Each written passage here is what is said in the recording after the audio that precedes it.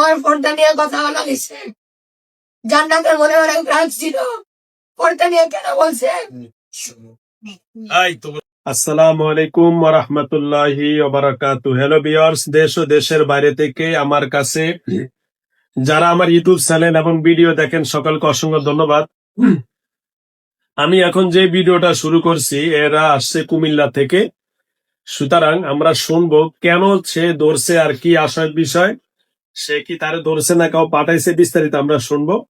এখন আমাদের কাছ থেকে আপনাদের কাছ থেকে আমি সহযোগিতা নিচ্ছি।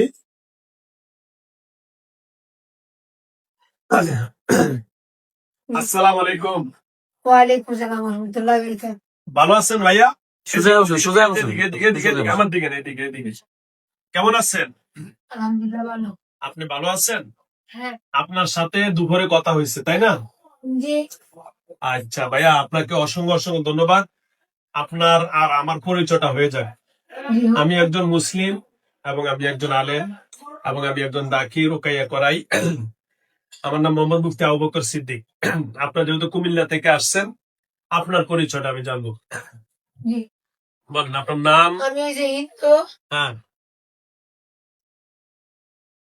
আপনার নাম। না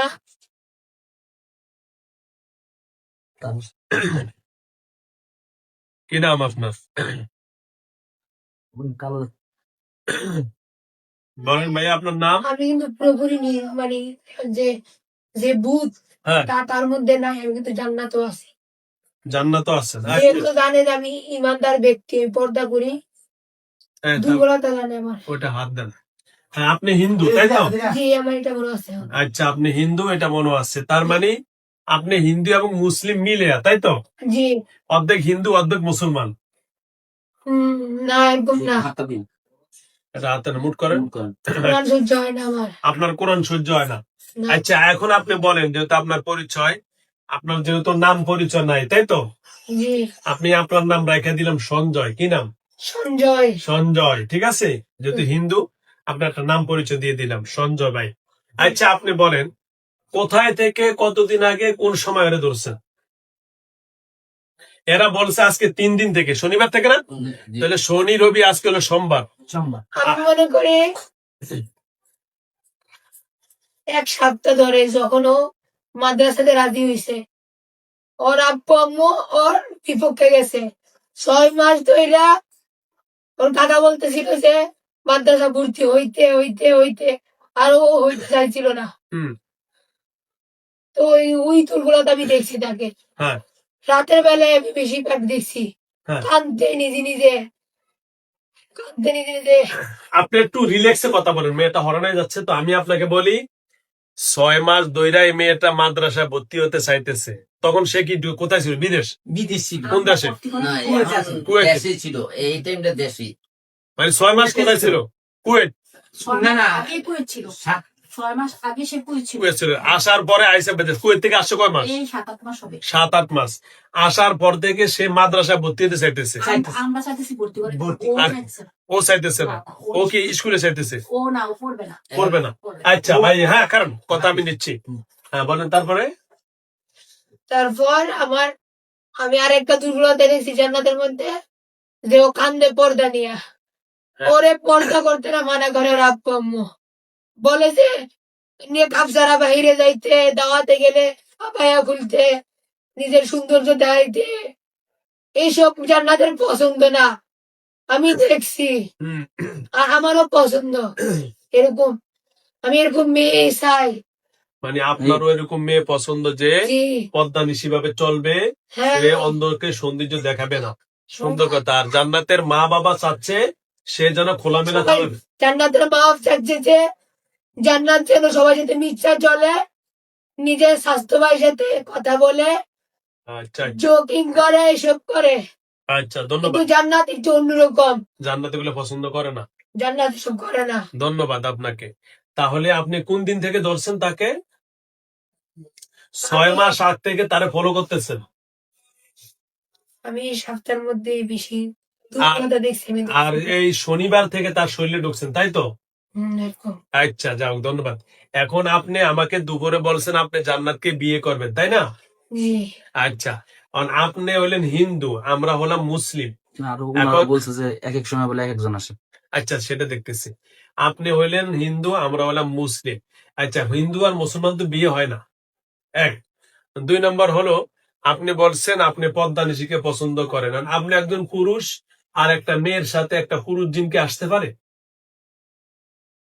হুম, বুঝছেন কি আমার কথা জি, সঞ্জু ভাই? এক, এখন কি আজকে আপনি বিয়ে করবেন? না, আপনার আমার সাথে কথা বলছেন যে হুজুর যদি আপনি আমার সাথে বিয়ে দেন তাহলে আমি আসতেছি, তখন আমি রাজি হয়েছি। যদি বিয়ে করেন আমি আসতে বলছি, আপনি আসছেন, মানে কি বিয়ে করবেন না চলে যাবেন, কোনটা? বুঝে শুনে আমাকে উত্তর দেন। হুজুর, হ্যাঁ, আমি তো একটু জান্নাত আছি এর জন্য, মানে আমি তথ্য বের করতে পারতেছি না, কিন্তু আমি নিজের দুঃখ আছি, কিন্তু যেহেতু আমি ইমানদার ব্যক্তি, হ্যাঁ, তথ্য বের করতে পারতেছি না। আচ্ছা, আবার জিজ্ঞেস করেন, অনেক সব জিজ্ঞেস করতে থাকেন। হ্যাঁ। আপনি কি এখন জান্নাতকে বিবাহ করবেন নাকি আপনি চলে যাবেন, যেহেতু জান্নাতটা মুসলমান, আপনি হিন্দু? হুম, হুম, হুম।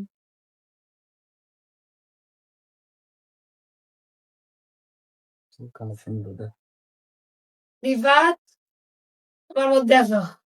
আপনি হাত উঠায় চোখ বন্ধ করেন। আপনি কি ডাক্তার মোড়ে আমার নিজের ভিতরে ঢুকতে? হ্যাঁ, ডাকেন ডাকেন ডাকেন। রিফাত, আমার ভিতরে আসো। হুম,